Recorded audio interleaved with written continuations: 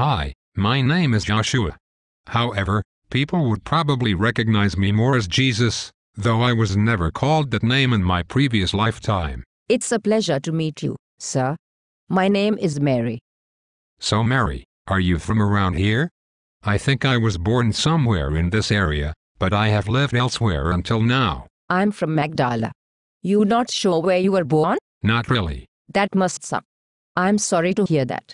Don't be, it's just the way of the world, I guess. Yeah. I'm not sure about what to make of this world nowadays. Generally speaking, people seem to have just lost their freaking minds.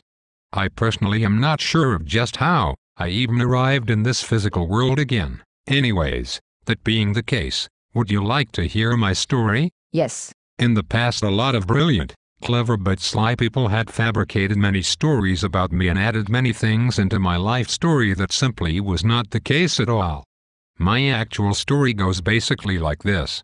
I was told by my mother that I was born in Bethlehem, though I'm not really sure where I was born. Whoa. However, I do believe that my actual physical father was probably a so-called angelic being named Gabriel.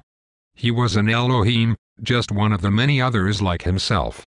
I guess you could rightfully say he was a physical god, of sorts. I was not in Jerusalem for much of my early life because the politicians of the time were plotting to kill me when I was just being born. Wow. So, my stepfather took the family and fled to Egypt, and I pretty much grew up and was educated there. Egypt is where I learned much of my knowledge throughout many of the various mystery schools.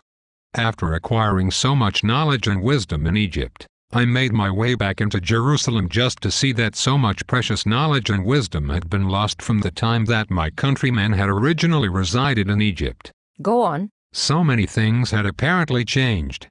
The Pharaoh had become to be known in lesser individual versions, called Pharisees. These individuals strayed so far from the right path and had become quite hypocritical in their practices and had virtually no regard for their citizens and fellow countrymen. I see. Then, seeing all that had taken place amongst my spiritual brothers and sisters, I then started to see what my life's mission must be. I had to attempt, at the very least, to restore the spiritual knowledge that had been lost. Wow, that's amazing.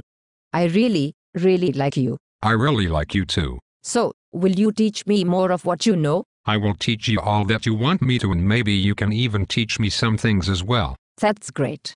It sounds like we are off to a great beginning.